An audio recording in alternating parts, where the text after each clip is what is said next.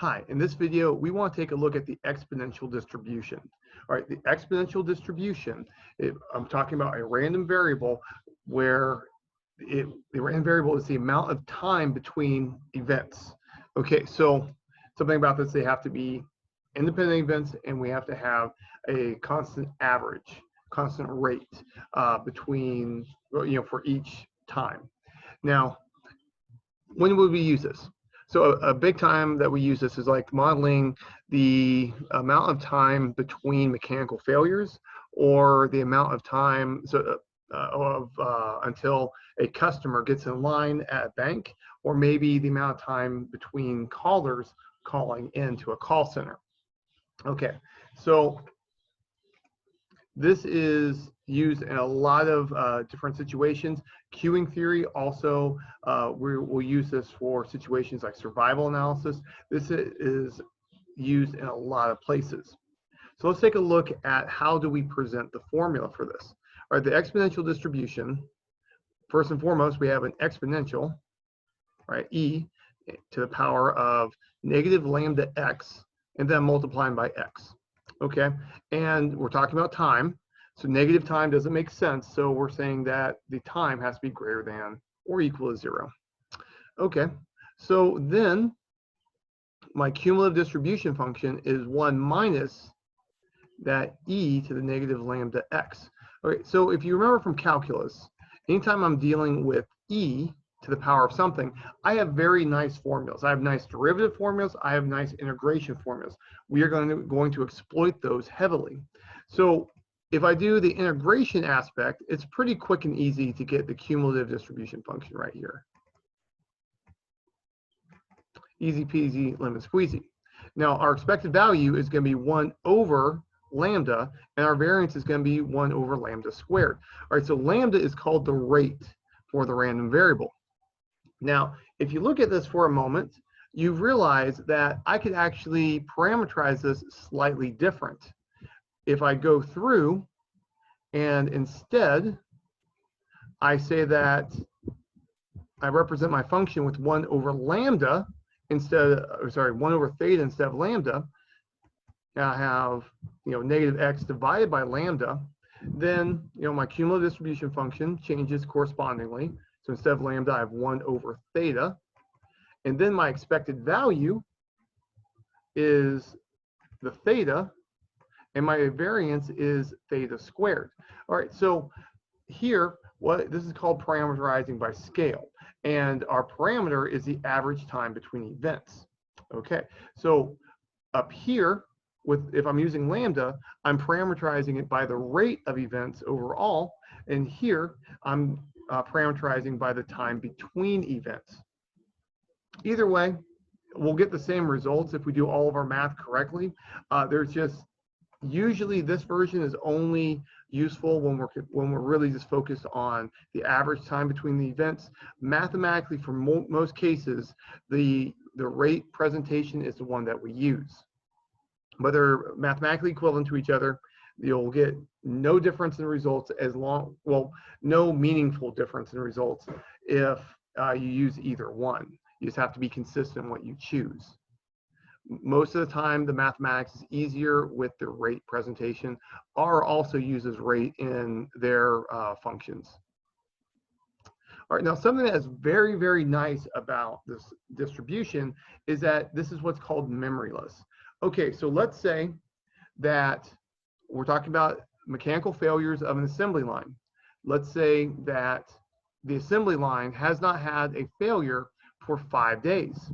Now I'm interested in the probability that the space between failures is like 10 days.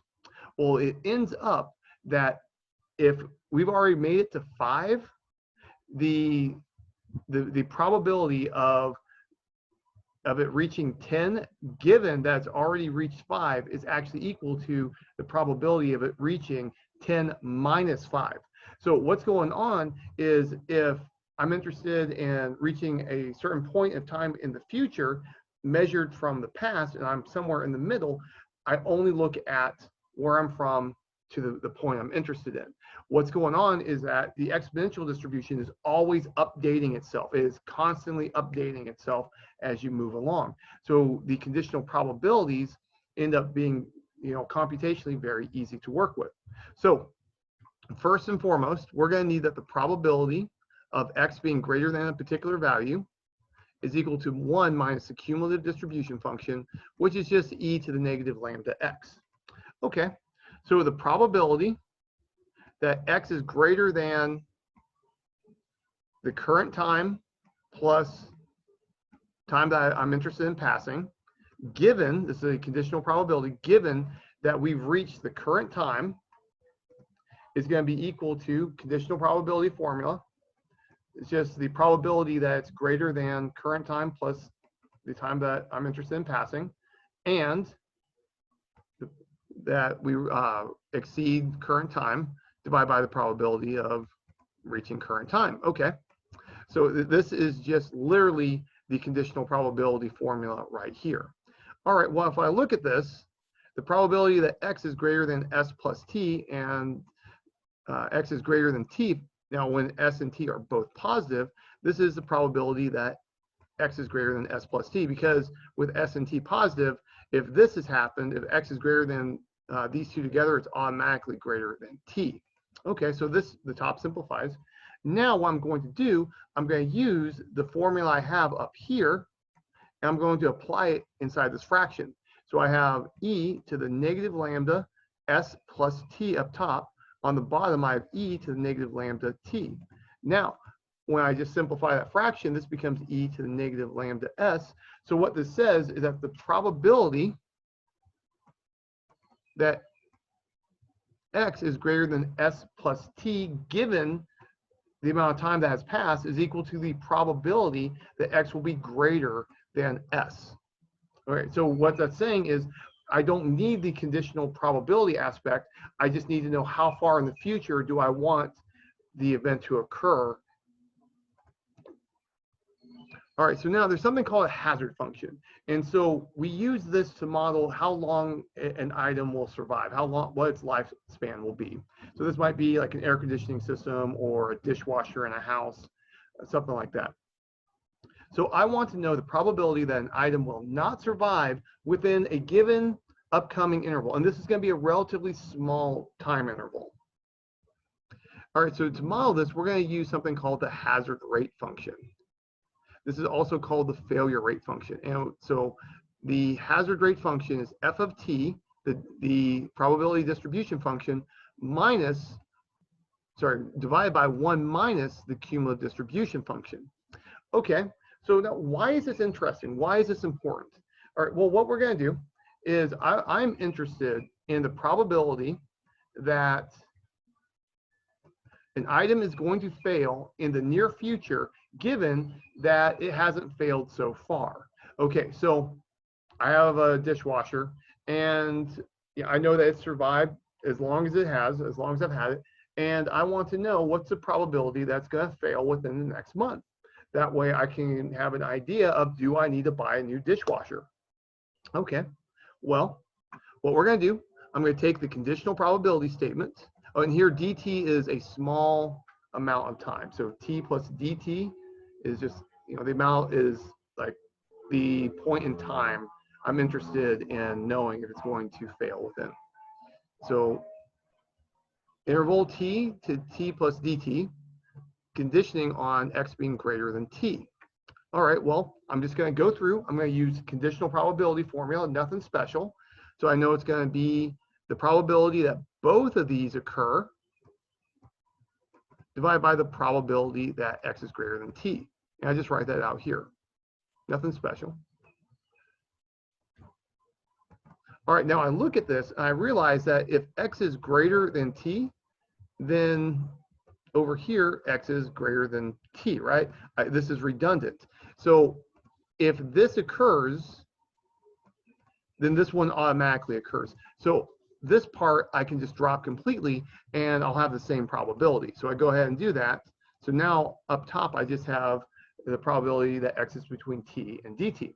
Okay, so the bottom is really easy. The bottom is nice because I recognize this as 1 minus the cumulative distribution function. So I go ahead and slap that in. Now up top, it's a little bit more interesting. So using some information from my introductory statistics class, I remember that this is going to be the probability of x less than t plus dt minus the probability of x is less than t. Now, I'm dealing with cumulative distribution functions. If we have discrete, these calculations work, I have to just be a little bit more careful with my inequalities. But I was lazy on this one. All right, well, this up top, I know is coming from, I can get these probabilities using cumulative distribution functions. So let's go ahead and do that. Let's convert that to cumulative distribution functions. Okay. So now I remember that there is a relationship between cumulative distribution functions and density functions. All right. So remember, the derivative of a cumulative distribution function is the probability density function. Okay. Well, what is a derivative? Well, that's the derivative. That's subtracting two values and dividing by the difference on the variable on the inside. So what I'm going to do, I'm going to take this, I'm going to divide it by the dt here, and then I multiply by dt also. So I multiply and divide by dt. That is equivalent to multiplying and dividing by 1, multiply by 1. I haven't changed anything. So now I look at this, and I realize that as long as dt is small, this is going to be very close to the derivative of that capital F. Okay, so as long as dt is small, then here, this, if I take the limit as dt goes to 0, I'll have approximately the same thing as up here. So you'll notice that here I have an approximately symbol, not equality. This fraction here, without the limit, is approximately equal to the limit as long as dt is small. Now here, this, once I take a limit as dt goes to 0, this becomes a derivative. So I take the derivative, I know that's lowercase f, the density function. Okay, so now I know that this probability, the probability of x being within this interval, given that it's reached time t, is equal to this fraction here. So this is almost the hazard function. It's not quite. So what I'm going to do, I know that this probability equals this fraction. I'm going to divide both sides by dt. Okay, so when I do that, I'll have my hazard function on the right, and I have that probability on the left. Now remember, it's only an approximation because of this conversion on this step here. All right, so this gives me information about the hazard function gives me information about how likely an item is going to fail within a time interval, given that a certain amount has passed, because that's the time it is currently, and I have to include dividing by the amount of time that I'm interested in. Now, something that's really neat with the exponential distribution, so let me back up. This hazard function can work with any distribution that is applicable for something involving time. All right, so the hazard function is a good solid thing. It's useful. Any continuous on the positive real numbers, I can use this. If I go ahead and I apply this to the exponential distribution, I get something that is very sweet, very nice, that calculations come out very beautifully. Is if I do this, I'm going to have just a constant value, that the hazard function is constant lambda. All right, well, that's very nice, because I always like nice, easy formulas, and this is as easy as it's going to get. All right, well, there's still a little bit more. There's a little bit more juice in this, in that if I have a hazard function, let's say I have the hazard function, I've estimated that, but I don't actually have the corresponding distribution. I know the hazard function, but not the probability distribution function of the original variable. I can actually go through and extract that using some mathematics. If I take the integral of my hazard function from 0 to t, all right, so I'm just doing this. So I'm in the situation where I know what h is, but I don't know what little f is. I don't know what capital F is. I want to get big F and little f.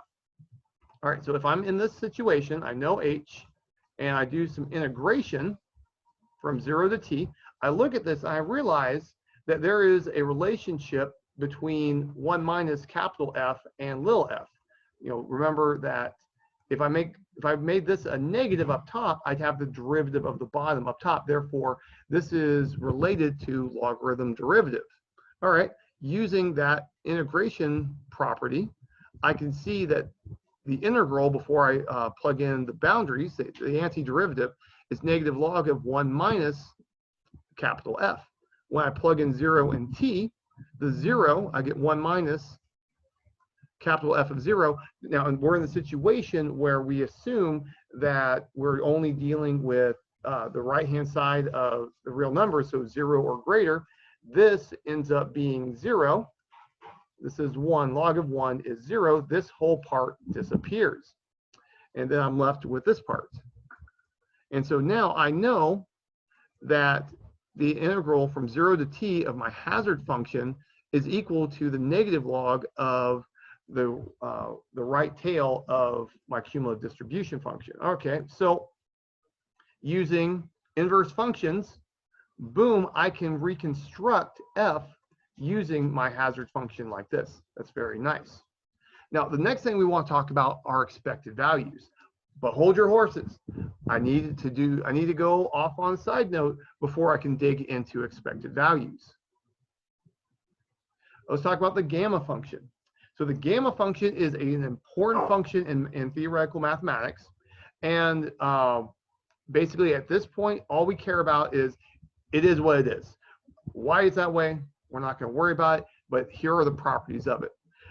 Gamma of z, so gamma function, is equal to the integral of x with respect to x, where I have x, so it's the integral of x to the z minus 1 times e to the negative x dx. Okay, so something to pay attention to, the variable is z, and I'm integrating out the entire x from the statement. So I see that inside here, I have x and I have z. On the right-hand side, I'm going through and I'm integrating x out completely. All right, so now this function has some special properties. First and foremost, gamma of anything plus 1 is equal to that value times gamma of the value. Okay, so this gives us a way that if I can figure out, so if I have, let's say, a million, I can work out gamma of a million will be gamma of a million minus 1 times a million, and then I can keep on iteratively working that out. So for example, if I have gamma of 3, that's going to be 3 times gamma of 2. Sorry, 2 times gamma of 2, and then I can repeat that over and over and over. So it works out that gamma of n plus 1 is equal to n factorial. This is a very nice property. And also one that comes up here and there is that gamma of 1/2 is equal to the square root of pi. Okay, so now let's go ahead and compute exponential random variable expected values. So what we're going to do, we're actually going to do just one expected value in this video. Other times we do expected value of x, expected value of x squared, and then we get the variance.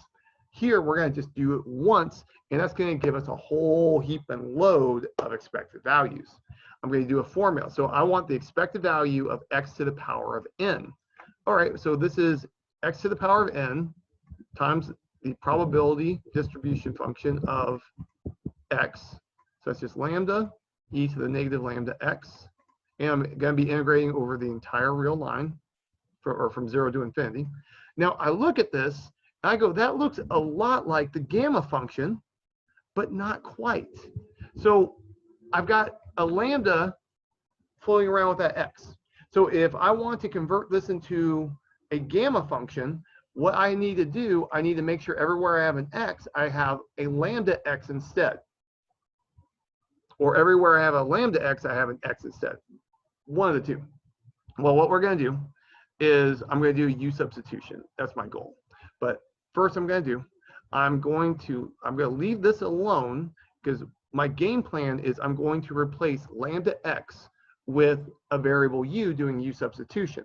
All right, so if I do that, I want to replace this x with lambda x. But I can't quite do that because I don't have enough lambdas. So here's what I'm going to do.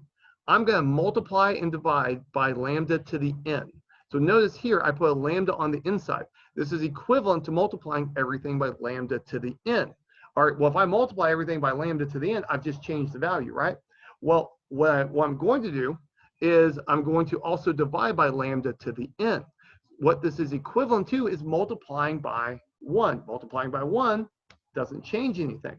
So now when I look at this, if I do a u substitution, if I say that u is equal to lambda x, that will be a u, this will be a u, and du dx will be equal to lambda, so it corresponds that lambda dx will be du.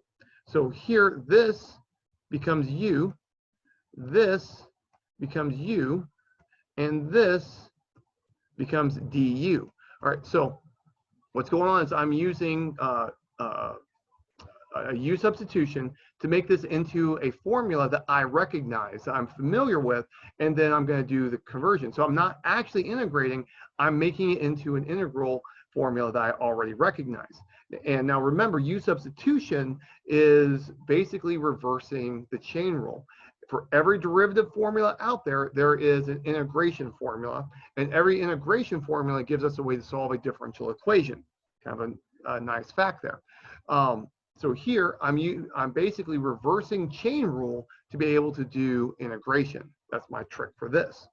Okay, so when I look at all of this stuff here, I know from my formula, so here, you notice I have a -1 in my gamma formula up here. Here, I don't have a -1. So this business is equal to gamma of n plus 1. It's like, this is n plus 1 minus 1 up top. And so this integral is gamma of n plus 1. And this part, gamma to the n, is just left alone. All right, so now I've got a formula. The expected value of x to the n is equal to gamma of n plus 1 divided by lambda to the power of n. Okay, so if I want the expected value of x, I plug in 1 for n. If I want the expected value of x squared, I plug in 2 for n. And we do exactly that. Expected value of x, I plug in 1, so lambda to the 1, and then gamma of 2. I use that factorial formula, that this gamma becomes 1 factorial, which is 1. Boom, we have 1 over lambda. Now for the expected value of x squared, I just plug in the 2. It's lambda to the 2, and then gamma of 3, which gives me 2 factorial, and then boom, I've got that. Now, the reason why I'm doing this formula, I'm using the gamma. For integer values, I could go straight to factorials, but to make it a little bit more general, if I want anything a little bit more juicy, a little bit more exciting, you know, if I want fractions in there or something weird, I'm keeping the gamma formula. Now, all right, so now I've got that. So now I've got the expected value of x here. I've got the expected value of x squared here.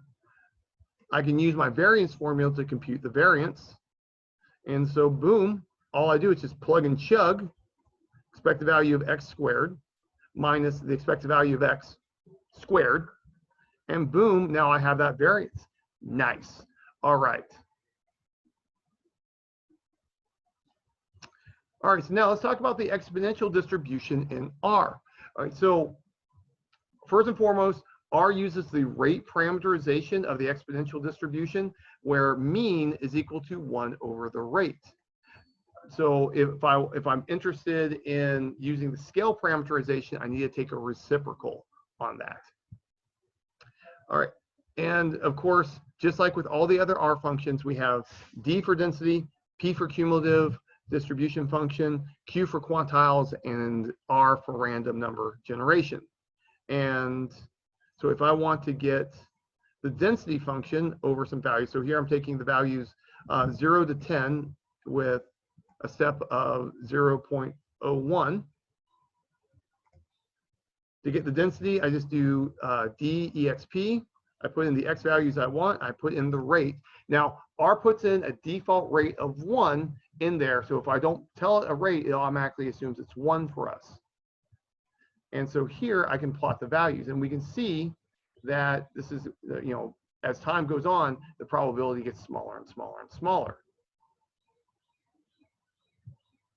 The cumulative distribution function, very similar, except for now I have P, and I am calling on quantiles. And we can see that it goes up to 1. The quantile function, just like all the other ones, notice that because it's unbounded what we can get for the time, infinite corresponds to the quantile value for 1. And then for random number generation, I set n equal to the number I want, rate equal to what I want for the rate, and boom, I've got it. Now, something about this, you'll notice that I have only 2 decimal places showing. That's because I trimmed off the presentation. If I actually get the values, these are going to be very long decimals in the generation. I capped it off just so that we don't get blasted in the face by numbers. All right, well, that's all I've got for you. Take care and goodbye.